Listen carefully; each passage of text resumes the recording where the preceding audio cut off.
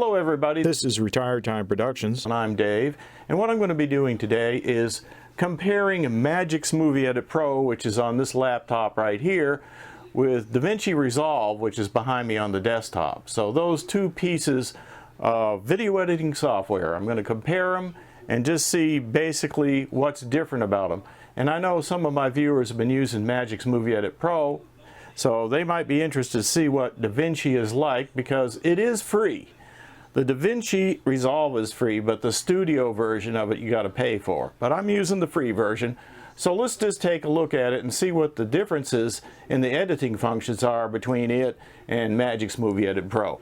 Oh, and I wanted to say my video setup here is I've got this voice recorder and a microphone that I'm going to be talking through. And then I've got OBS software that captures the desktop on both computers. And I'll just take the output of the OBS and put it together from both computers and make a little video with the screens. All right, let's get started. Okay, we're starting with Magix Movie Edit Pro and just looking at the differences with Resolve. So with Magix Movie Edit Pro, when you start a project, you're usually on the timeline, which is this icon right here, which brings you to this screen for the arranger. And then you can bring in your videos. There is a media pool right here where you can bring things in, or you can use just your Computer Explorer. Bring in the AZ screen recorder from my phone. Let's bring that in. I'll go ahead and just adjust the project to the video. Alright, now let's go back and we'll get the hat cam footage right here. Just bring that in. Yeah, the hat cam footage I'm going to want actually below it right here. It's confusing, but the movie that's on the bottom in Magix Movie Edit Pro is actually going to be on the top as far as the screen goes. Now, I can show you that by going in here to Effects. I've got this, the hat cam is highlighted. I'm going to go into Effects. So I'm looking for size and position, which is right here. Okay. Now I can go ahead and change this video down a little bit and position it. And you can see the hat cam is under the phone. And then if I bring my marquee over, you can see how it would look. So this is my hat cam footage with the phone, the screenshot from the phone below it for my drone. Now that is a picture-in-picture thing that's going on right there, and you saw how I did it with that particular thing. You can use those different features. There's section, there's zoom, there's rotation, and the size and position, which I just showed you. Various things, so you kind of work between these to get the picture or the video clip where you want it. Okay, so we got that, and if we play it, you can see how it works. I think it actually doesn't look too bad, just like that. But if I was to... Now, if we wanted to synchronize the video, then we would, in this particular program, in Magix, you can actually, let's go down here and make this a little smaller with this minus button, and bring this out where you can see it. Now, if we wanted to sync these videos up, I could hold the control key, select the bottom one, like that, then select the top one, right click. There, now I gotta let go of the control key. Now, right click, go to audio functions, and let's see, go down to here to align audio objects with this track. Do that, and it'll pop it right in place so the two audios are synchronized and the videos are synchronized. Now, if you wanted to see the audio tracks separate, you could go over here and unchain it, and you can see the audio track separate. But this video on the bottom here shows it as overlaid over the video on the top.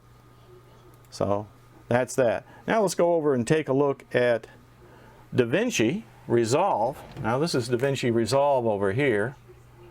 Again, I can drag my videos in here, so let's go ahead and get the screen recorder. Bring that in and just drop that on. One thing in DaVinci is, you notice it starts at 1 here instead of 0. I don't know why that is. And if you want to go ahead and look at the full length of it, there's an icon right up here. You click and you can look at the whole thing. Now let's bring in the next one. Now you'll see that the audio is already separated with Resolve. So now I'm going to bring in the hat cam, and I want it to be on top like this, because the track order is different in DaVinci. Now the movie that you want to see overlaid is on top of the main video. To me, that kind of makes more sense, because what's on top is overlaid on top. That kind of makes sense. Magix is the reverse, but you know, I got used to it over the years, and it doesn't bother me anymore with Magix, but that's just the way the two of them work. You can see that they're already you know, expanded as far as the audio. The audio you can see already, and they're linked together. When you move the video, the audio moves. Now if you wanted to synchronize the tracks, there is no function. I mean, if you like highlight them and highlight them both and then right click, there is no function to synchronize the tracks together. There is a function with multicam where you can take like 2 videos over here and your media pool, right click, and then I think there's a thing down here. Oh, actually it's up here, create new multicam clip, and you can then synchronize them within the multicam clip. But I don't want to use multicam, and so that's the only way you can really do the synchronization as far as I can see in Resolve. But you can just take and drag the video. We saw from the previous one that they lined up. You know, you can just drag it along until the two look the same, and you can also listen to it. Okay, I'm close now. Now all I've got to do is zoom in a little bit. And the way you do that is, I'll just place my marker here. There's a thing right up here you can zoom in very easily, like that. And then there's a thing down the bottom where you can slide it to get it where you want it. So you can kind of look it over and inspect it and see where you want to put the two clips together, and then just kind of move it around till you get that. Alright, so after you get the videos aligned by just looking at the patterns and listening, now we can go ahead and I'll show you the difference when we do the picture-in-picture. So let's just go up to this one, we'll highlight it.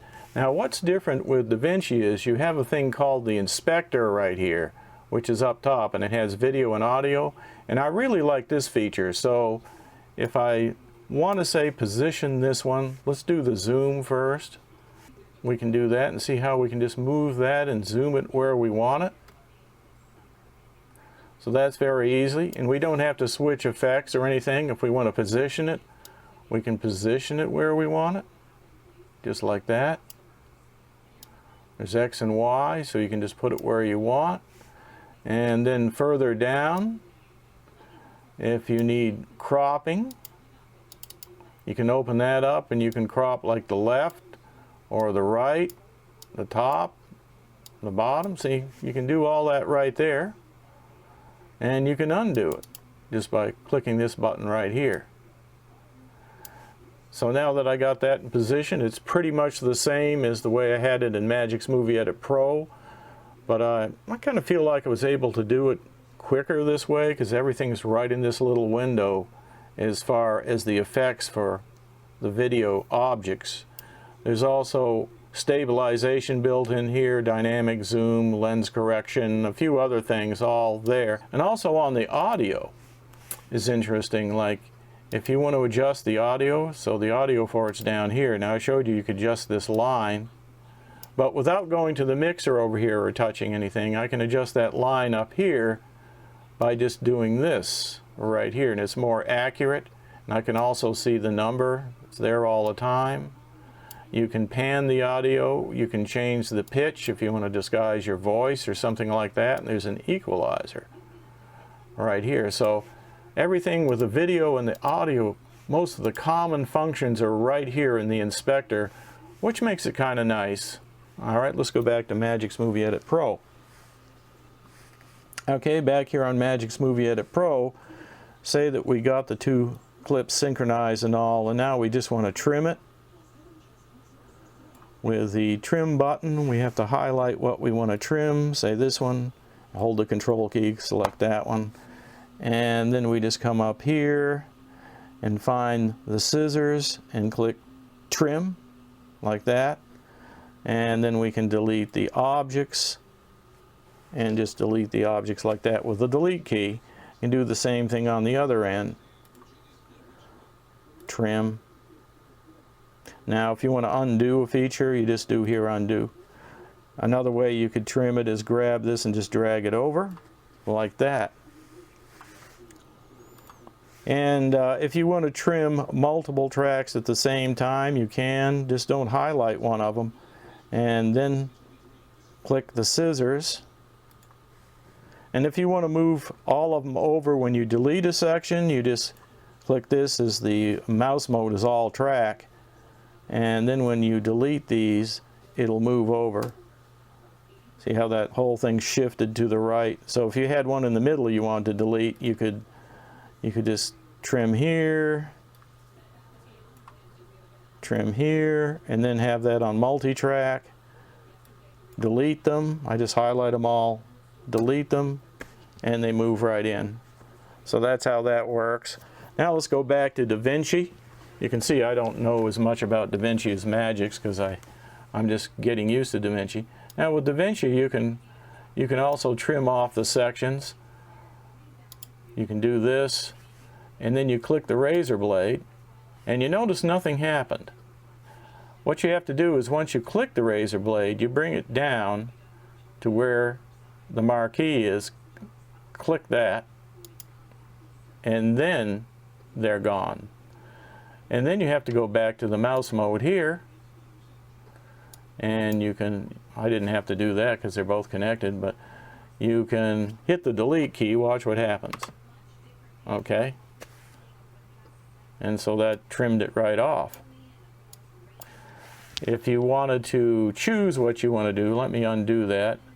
The undo feature, I use that a lot, is just Control Z, which is a common Windows command, and I can do Control Z again to undo the cut right there. So let's say we wanted to go back and cut it. Razor blade, cut, and now I can go back to the mouse mode here and right click, and I can choose whether I want to delete selected or ripple delete. Now ripple delete will move all of the tracks. That's like the all tracks mode that I had over in Magix. Ripple delete does that. So it'll bring all of the tracks over to match what was deleted. And it kind of did that anyway because I was at the end. But what if I was in the middle? So let's make a couple cuts in the middle here. Now I don't know all the hotkeys to this, so you'll have to pardon me. There's a way you can do that with a hotkey. I don't know what it is yet, but I'll learn. And as you scrub along, you can hear the audio too, which is kind of interesting. Now, if I clip this middle part out, go back to here, and I'll select both. I'm using the control key. Now you see I didn't get that cut all the way. I messed up, so I'll go back. I forgot to cut that one. All right. Now let's select both parts. Now if I just hit the delete key, they should move over together. But what if I only had one part selected? What if I had this part selected and then I hit the delete key? See, that kind of put the seam right over here and removed some of my material. So Control Z, didn't like that. But if I was to select just one part, right click and do delete selected, it would leave a gap right there. So that's what I've been doing. If I want to leave a gap, if I want to close it all up, I can just go ahead and hit delete and it'll close it all up. So it just works a slight bit different. And I'll go ahead and trim this, but I do kind of have to move between two tools, not knowing much about the program as far as the hotkeys, but there we go. So I took a section out of the middle, and that's pretty much the way it works. Now with DaVinci you have your timeline view here, but you also have a cut view here. And this makes cutting a little easier. If you want to just click here, you can cut much easier. And there's scissors, just like in Magix Movie Edit Pro, if you want to cut. So I could just do that, and I've made a cut. And you can see what's going on down here on the second timeline. And you can make another cut like that, and then you can click here and delete. You can delete like that, and it'll close up. So it's actually got a separate cut window, which is interesting. That Magix doesn't have that at all. And DaVinci's free, so it's pretty amazing what it does have. And then you can also go here, and this is just your media pool view, where you can see your media pool view in a big view. So that's those three. Then we have the Fusion pane, and the Fusion pane to me is a pain. I mean, this is going to be a whole new learning curve, but you can actually take these modules and link them together to get all these special effects. They have a whole bunch of effects up here you can pick, and you basically build this lattice with all these connections and all these modules, and you can do fantastic things with it. I don't understand it right now, but you don't really need it just to edit a video. It's more for special effects. One of the exceptions might be chroma key, but I've been able to do that without going into Fusion. So the next one over is really nice. This is actually the color mode, and so it has a whole panel or whole section just for adjusting the color. So and it also has LUTs, which Magix Movie Edit Pro does not have LUTs, but this has LUTs right up here. You can pull this down, pick a LUT, and colorize your video. You know, do lots of things to the design to make the format that you want, if you want a special format for your video. So color grading's much easier, I think, with this program, because it does have that dedicated panel to do all that kind of stuff. And then it has a music panel here where you can mess with the audio and the music and get fancy with that. I haven't really tried this, and I've put audio music in some of them, and they, without using this, did fine. I just clipped them off like I do in Magix. And then finally there's the export button. And the export button is interesting in the sense that the first thing you do is pick a format up here, like you might pick YouTube 1080p, and it just fills it all in for you. You don't have to do anything. Just make sure that it is the right format. You can see the codec here, and your format, maybe you want MP4, whatever. When you get it the way you want, you can actually save it as a custom thing. I've got a few custom ones over here that I've already done. That's my 1080p HD right there.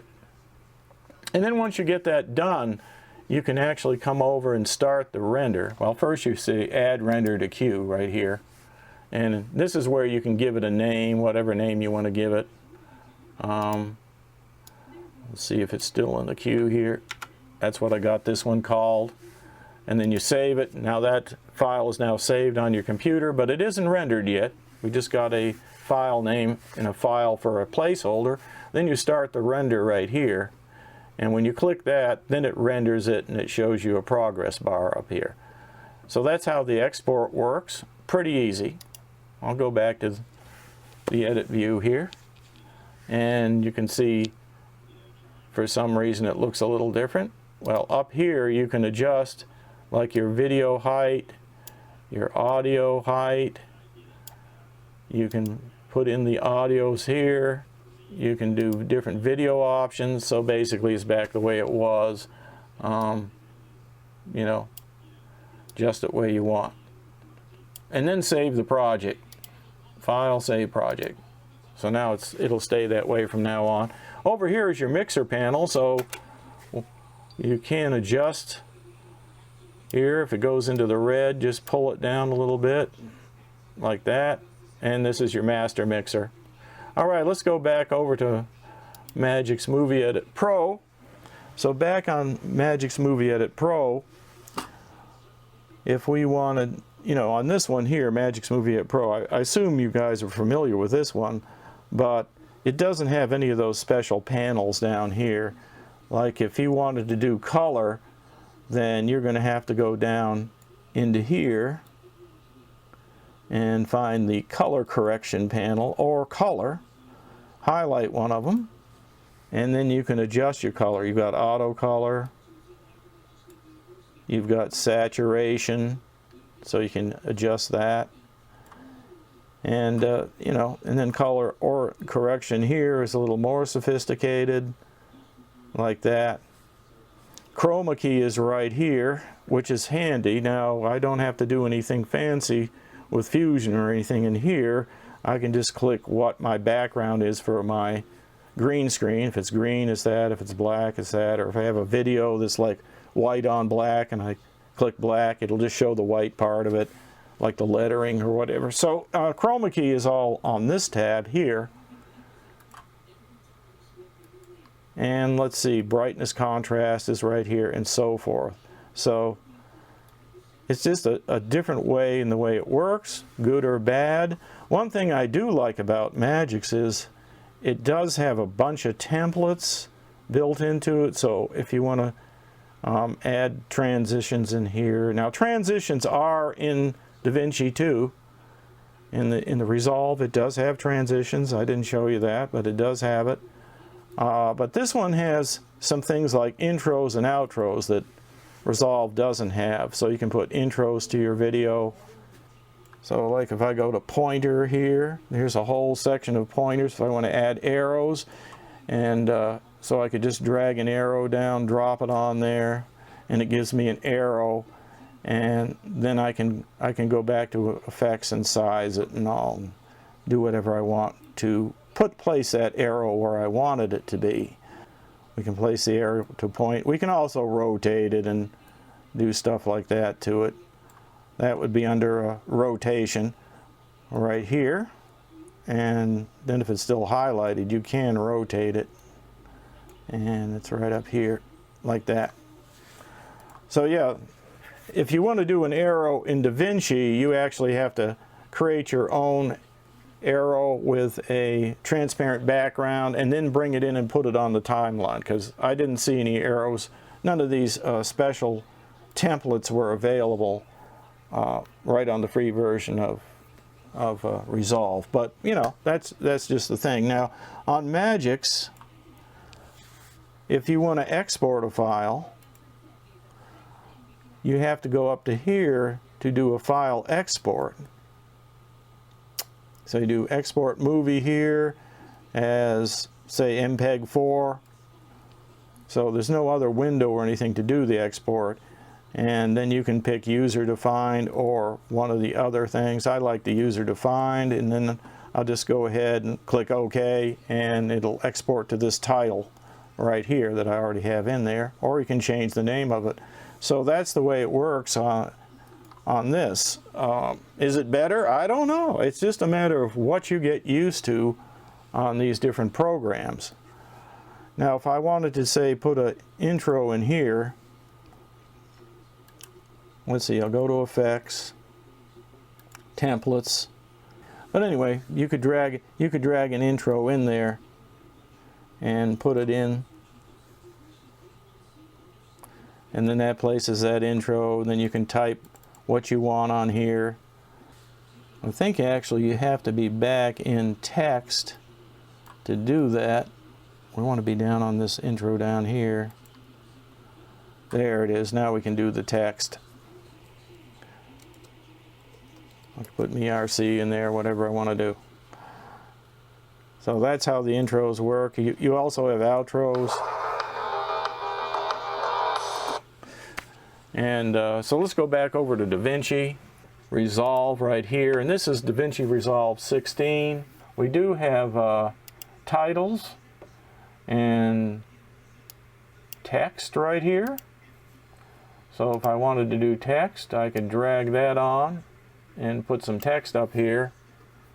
And then I could give it a name like ERC for that. And I could have that fly in as I want to. I mean, if I wanted to make it fly in, I could. Let's zoom in a little on that. Right there. Right now you see it's not moving. But it's interesting if you highlight the text and you come over to the inspector So let's see what we got here. See, here's the positions and stuff like that. Size, tracking, position. Okay, here's the position right here. So if I was to take like this and move it over here and maybe down here, and then I set a keyframe like that, keyframe's now on, and in fact I can hit this right here. Let's see if that's not the one, this little speaker. Now you can see the keyframe marks right there. So now I can move forward a little bit and then position that text in a different place, like in the middle here, and then go back and go to the size, increase the size. I think we can get away with that. Let's see. Let's just see. I've got two keyframes. I don't know if the size will come into play or not, but anyway, see, it moves right in like that. So you can kind of make your own intros and customize them with text and things like that. There's also different types of titles here that you can just drag in for different effects. Like, see that right there? So there's one you could use right there at the beginning of your movie. So I would think that these things here were synonymous with the captions and intros for Magix, although they're called Fusion titles, but you know, they're more than just titles. So speaking of Fusion, if we take this title that we just put in and look at it again, if we play it, we can see that there are 5 titles flying in like that. And that brings us back to Fusion. All right, let's go ahead and stop it. Now I do have it highlighted. I'm going to go down to the Fusion tab. And by the way, the Fusion tab is up here in a smaller version. And inside here you can enter all the titles for each layer of text that flies up on the screen. But if we actually go into the Fusion tab, which is right here, you can see the Fusion view right here, and this is the title right here, and this is the output, and these modules I think are called nodes. And if we go ahead and expand this node, or this group of nodes, I think we can find expand. Do you see it? Right here, expand group. Bang! Look at that. Somebody went to a lot of work to make this title. But it just shows you what you could do if you want to get creative in Fusion. You could do all kinds of things in Fusion. And I've seen some fantastic things that people give tutorials on the internet. Some really crazy things. But this is what's inside it right there. And again, over here you can see where to enter the text for each layer. Like that. But that just gives you some idea how Fusion works and what you could do with it.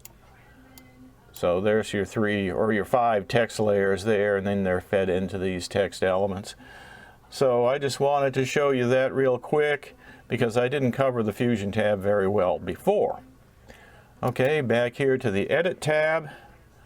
And so in closing, I just want to say that I'm not very good at DaVinci. This is new to me, so you probably thought I didn't know what I was talking about, which was probably correct, because I don't. I'm just learning it. I know much more about Magix Movie Edit Pro. But just leave some comments under the video what you think. Which one do you think is better, Magix Movie Edit Pro or DaVinci Resolve 16? Now, there are better programs out there that you have to pay a bunch of money for. Adobe products are great. So Adobe makes Premiere, which is a really great program. But I think this program here, DaVinci Resolve, might get you familiar enough with this type of editing that it might apply pretty well to Premiere if you ever move over to that. There are differences, of course, in all of these things, but this is more like Premiere than Magix Movie Edit Pro. So, and it's free, so it might be a good stepping stone in that way. Magix Movie Edit Pro is cheap. Once you pay for it once, you can keep using it forever, but it'll nag you each year to go to the next version. And the next version is usually around $69.